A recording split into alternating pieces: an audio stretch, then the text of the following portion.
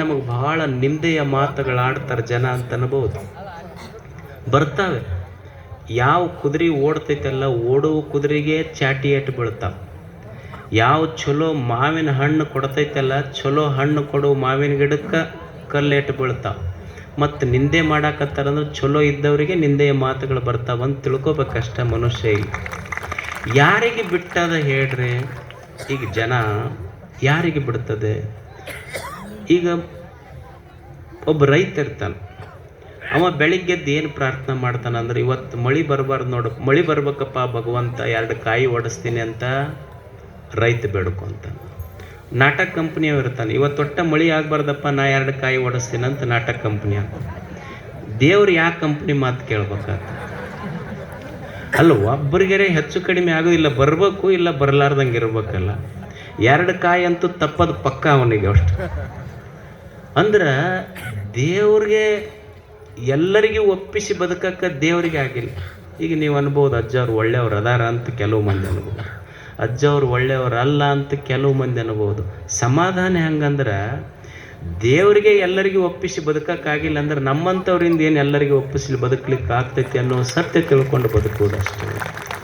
ಮನುಷ್ಯ ಈ ಸತ್ಯವನ್ನು ಅರ್ಥ ಮಾಡಿಕೊಂಡು ಬದುಕುವುದಷ್ಟೇ. ಮನಸ್ವಿ ಕಾರ್ಯಾರ್ಥಿ ನ ಗಣಯತಿ ಚ ದುಃಖಂ ನ ಚ ಸುಖಂ.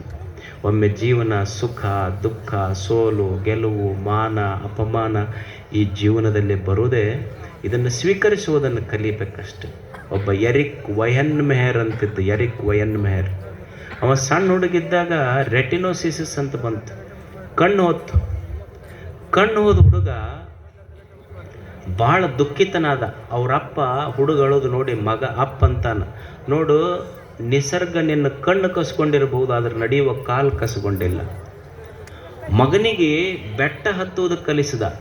ಎರಿಕ್ ವಯನ್ ಮೆಹರ್ ಅವನ ಹೆಸರು. ಕಣ್ಣು ಹೋಗಿತ್ತು ಹುಡುಗ, ಕಣ್ಣಿಲ್ಲಾರ್ದ ಹುಡುಗ ಬೆಟ್ಟ ಹತ್ತುವುದನ್ನು ಕಲಿತು, ಬಿತ್ತು ಏಳ್ತು, ರಕ್ತ ಮೈ ಕಾಲು ಮುರಿತು. ನಿಮಗೆ ಆಶ್ಚರ್ಯ ಅನ್ನಿಸ್ಬೋದು.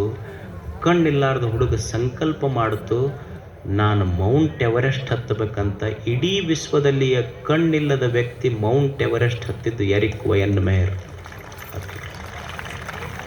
ಅವ ನೋ ಬ್ಯಾರಿಯರ್ಸ್ ಅಂತ ಒಂದು ಸಂಸ್ಥೆ ಕಟ್ಟಿದ. ಅಂದ್ರೆ ಜೀವನದಲ್ಲಿ ಪ್ರಯತ್ನ ಇದ್ರೆ ವಿಘ್ನಗಳೇ ಇಲ್ಲ ಅಂತ. ಅವನ ಹೆಸರ ಮೇಲೆ ಒಂದು ಸಿನಿಮಾ ಆಯಿತು, ಲೈಫ್ ಈಸ್ ಕ್ಲೈಂಬಿಂಗ್ ಅಂತ. ನಾನಲ್ಲ, life is climbing. What a beautiful quotation. ಜೀವನ ಹತ್ತಾ ಇದೆ, ಹೆಂಗೆ ಬದುಕೋದು? ನಮಗೆ ಚಲೋ ಎಲ್ಲ ಕಾಲು ಕೊಟ್ಟನ, ಇಲ್ಲಿ ಗುಡ್ಡ ಹತ್ತಬೇಕಾದ್ರೆ ಅವ್ವ ನಮ್ಮ ಮಂಡಿ ನೋವು ಆಗ್ಯಾವ ಅಂತ. ಕಣ್ಣಿಲ್ಲಾರ್ದ ವ್ಯಕ್ತಿ ಮೌಂಟ್ ಎವರೆಸ್ಟ್ ಹತ್ತದ. ಬರೇ ಒಂದಲ್ಲ, ಜಗತ್ತಿನ 7 ಎತ್ತರದ ಪರ್ವತಗಳನ್ನು ಹತ್ತಿದ. ಕಣ್ಣಿಲ್ಲದ ವ್ಯಕ್ತಿ, ಏಕೈಕ ವ್ಯಕ್ತಿ ಜಗತ್ತಿನ ಪರ್ವತಗಳನ್ನು ಹತ್ತಿದವ ಎರಿಕ್ ವಯನ್ ಮೆಹರ್. ಪಶ್ಚಿಮ ಬಂಗಾಳದಲ್ಲಿ ಒಬ್ಬ ಹೆಣ್ಮಗಳಿದ್ಳು, ಸುಭಾಷಿಣಿ ಮೇಸ್ತ್ರಿ ಅಂತ. 12 ವರ್ಷಕ್ಕೆ ಮದುವೆ ಆಗಿತ್ತು. 24 ವರ್ಷ ಅನ್ನೋದ್ರಾಗ 6 ಮಕ್ಕಳು. 24 ವರ್ಷಕ್ಕೆ ಗಂಡ ತೀರ್ಕೊಂಡ. ಕಾಯಿಪಲ್ಯ ಮಾರ್ತಿದ್ಲು. ಗಂಡಗ ಕಲ್ಕತ್ತಕ್ಕೆ ಆಸ್ಪತ್ರೆ ಕರ್ಕೊಂಡು ಹೋಗೋದ್ರಾಗ ದಾರ್ಯಾಗ ತೀರ್ಕೊಂಡ. ಸಾಲಿ ಓದ್ಲಾರ್ದ ಹೆಣ್ಮಗಳು, ಹಳ್ಳಿ ಹೆಣ್ಮಗಳು. ನನ್ನ ಹಳ್ಳಿಯೊಳಗೆ ನನ್ನ ಯಜಮಾನಗ ಚಲೋ ದವಾಖಾನಿಗೆ ಸಿಗಲಿಲ್ಲಲ್ಲ, ಈ ಊರಾಗ ಯಾವ ತಾಯಿಗೂ ಈ ಪರಿಸ್ಥಿತಿ ಬರಬಾರ್ದು.